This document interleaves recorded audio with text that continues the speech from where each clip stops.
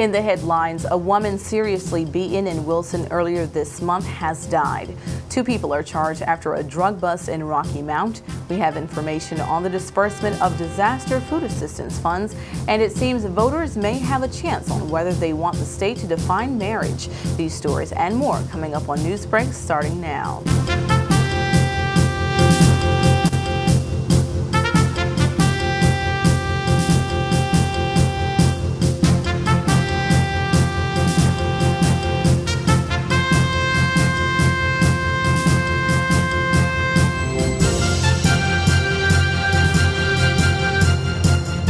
From WHIG-TV, this is NewsBreak 31. Now, here's Marie Torres. Hello, you're watching WHIG-TV NewsBreak, your voice in the community. I'm Marie Torres. First, there is a silver alert out today for a missing man. This morning, the North Carolina Center for Missing Persons issued the alert for 23-year-old Jose Garcia. Citizens are asked to be on the lookout for Garcia, who is believed to be suffering from dementia or some other cognitive impairment. He is described as a Hispanic man standing 5 feet 9 inches tall, weighing about 200 pounds with short black hair and brown eyes. Garcia has 4 tattoos. He was last seen on North Winstead Avenue at US 64 Bypass wearing a short-sleeve gray shirt. Anyone with information about Jose Garcia should call Rocky Mount Police at 252-972-1411. We have an update in a recent case. A woman seriously beaten in Wilson earlier this month has died. Wilson Police Sergeant John Slaughter says her alleged attacker, 56-year-old James Bynum, is still being held in jail under a $250,000 bond after the September 1st attack of the woman we now know as 80-year-old Barbara Adams. Adams was found on the 700 block of Sugg Street after a 911 caller said she heard a woman screaming near 2 a.m. that day.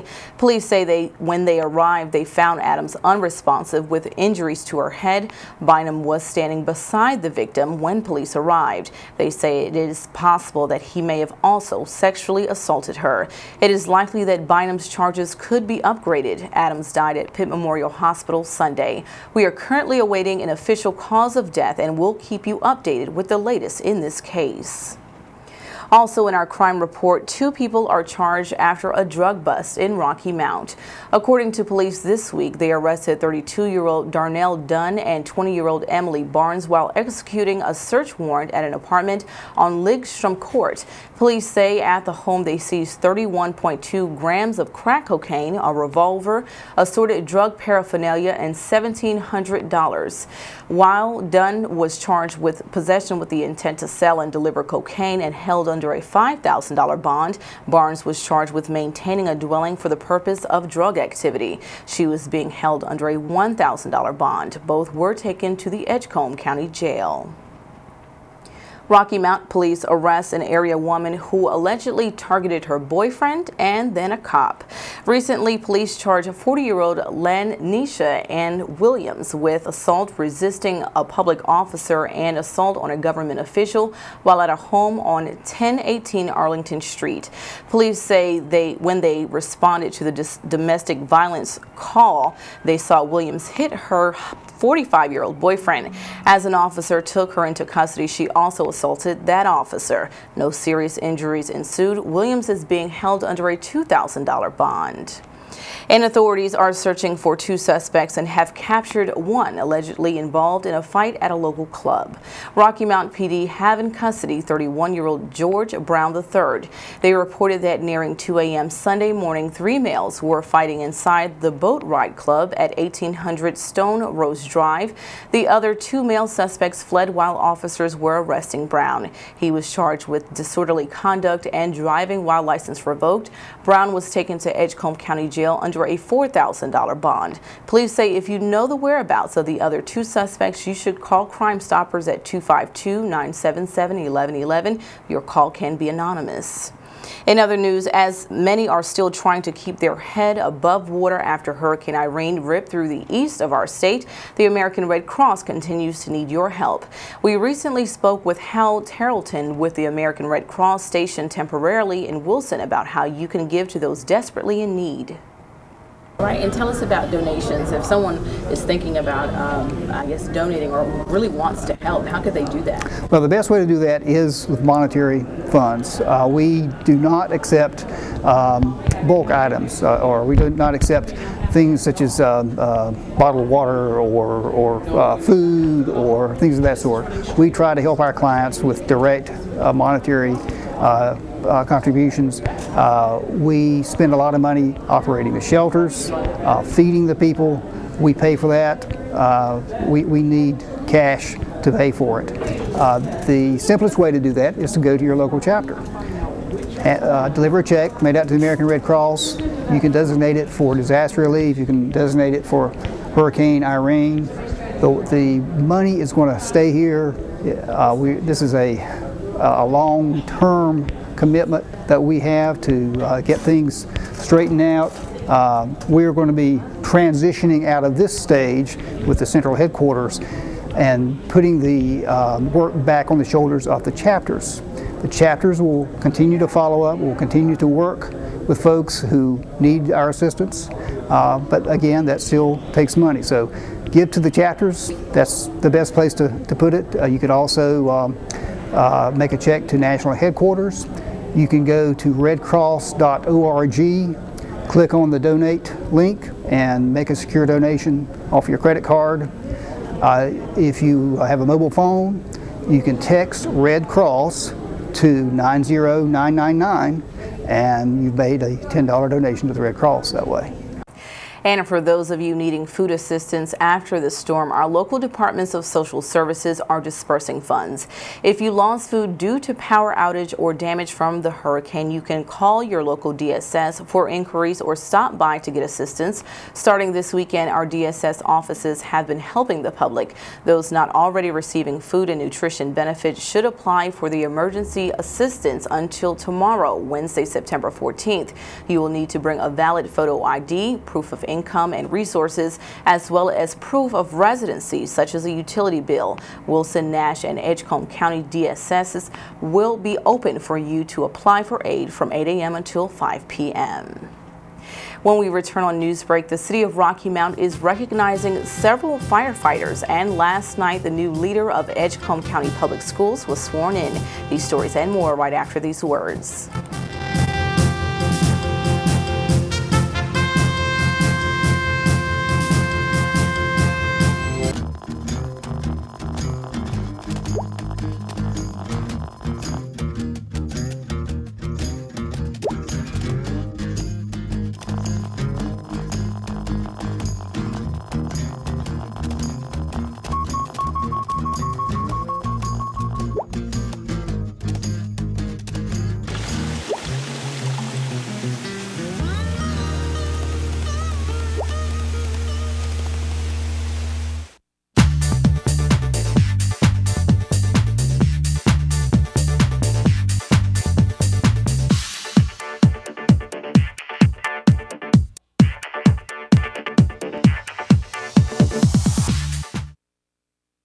The Country Inn & Suites is your home away from home with a staff that always treats you as family.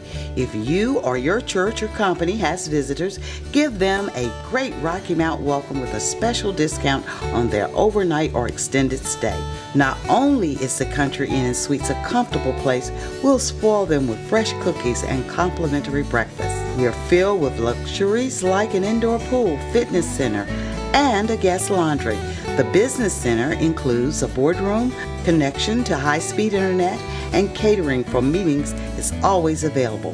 Call me, Donna Chavis, at 252-442-0500 for a tour and or to set up your corporate rate. You're always welcome as family in the Country Inn & Suites, Rocky Mount.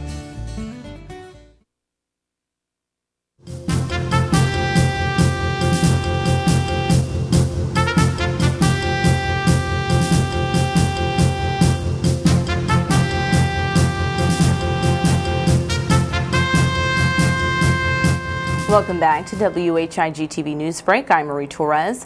Last night, the new leader of Edgecombe County Public Schools was sworn in. Dr. Adelphus Adele Burns was welcomed as the school system's new interim superintendent at Monday night's Board of Education meeting.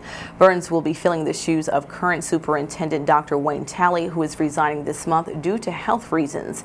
The board and Talley agreed during August's meeting to allow Burns to assume his position as soon as possible instead of waiting until the end of this month. Burns comes to us from superintending at Wake County Public Schools. The City of Rocky Mount is recognizing several firefighters and their recent promotions. This month, these fire department employees were promoted to various ranks. Those to be included are Battalion Chief Timothy Turner, Fire Engineer S.T. Coleman, Senior Firefighter M.A. Guy, Fire Engineer M.C. Williams, and Division Chief of Operations Keith McGee, just to name a few. We congratulate them all for their recent achievement. In other news, it seems that voters may have a chance to vote on whether they want the state to define marriage. Monday began the discussion in the General Assembly and then the approval by the North Carolina House of Representatives to put a ban on same-sex marriage before voters next year. It was majority 75 out of 117 legislators who voted in favor of the bill, which would ask voters to amend the state constitution to define marriage as between one man and one woman. Several Democrats joined a Republican majority in the pushing of the bill. The decision came after 3.5 hours of deliberation. Now today, North Carolina's Senate will consider this bill. If the bill passes, voters will see on their ballots the choice for or against placing the ban on same-sex marriage in the state's constitution when they hit the voting booths November 2012. Before going to break, let's check out our Pet of the Week.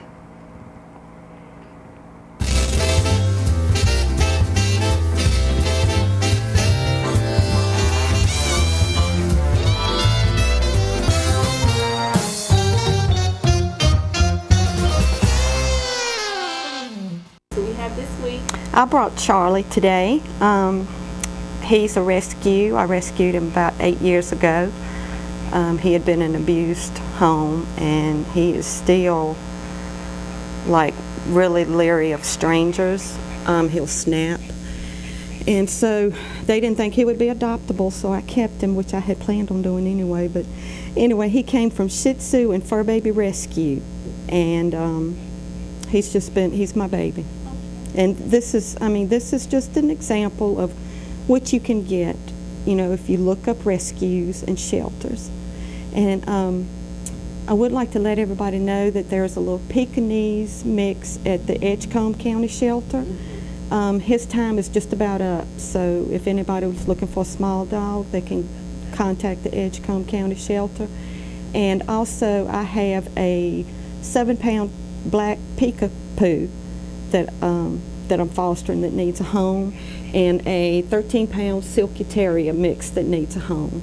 And if anybody wants any information on those, they can contact me by text or phone call 252-969-1394.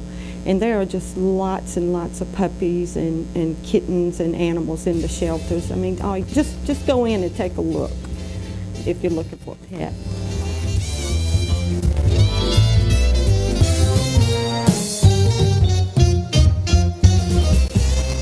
And here is your 5-day forecast. We'll be right back.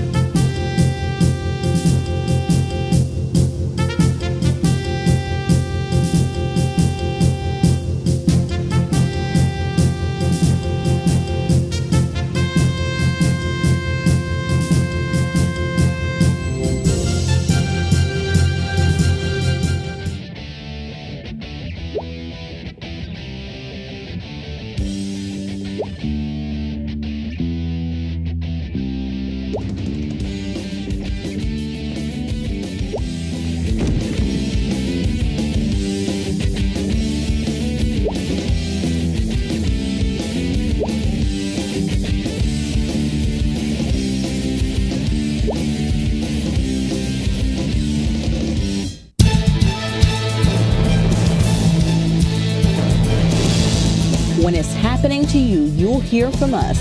WHIG TV NewsBreak is reporting on the news, issues, and stories that matter to you. Call us at 252-885-1814. Email us at marie.whigtv@gmail.com or check us streaming live at whigtv.com. We're your voice, ready to bring you the news. The Country Inn & Suites is your home away from home with a staff that always treats you as family. If you or your church or company has visitors, give them a great Rocky Mount welcome with a special discount on their overnight or extended stay. Not only is the Country Inn & Suites a comfortable place, we'll spoil them with fresh cookies and complimentary breakfast. We are filled with luxuries like an indoor pool, fitness center, and a guest laundry. The business center includes a boardroom, connection to high-speed internet, and catering for meetings is always available.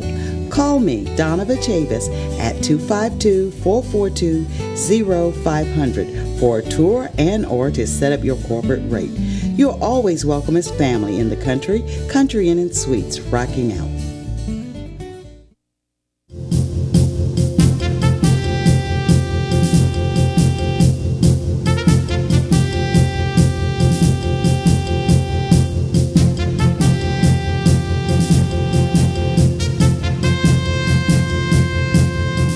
Thanks for staying with us. This week, the nation remembers the tragic attack of September 11th.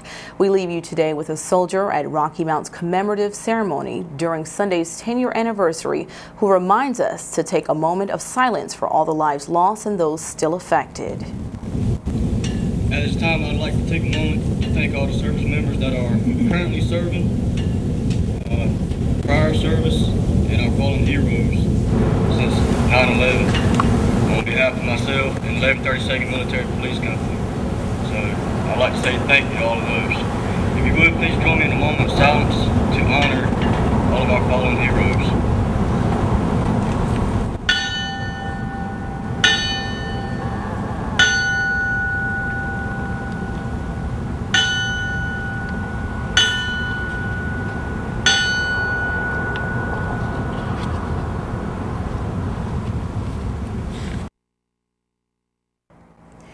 And that's all for us here today on NewsBreak. Join us again Thursday for more news that's impacting the community. For WHIG TV, I'm Marie Torres. We'll see you next time.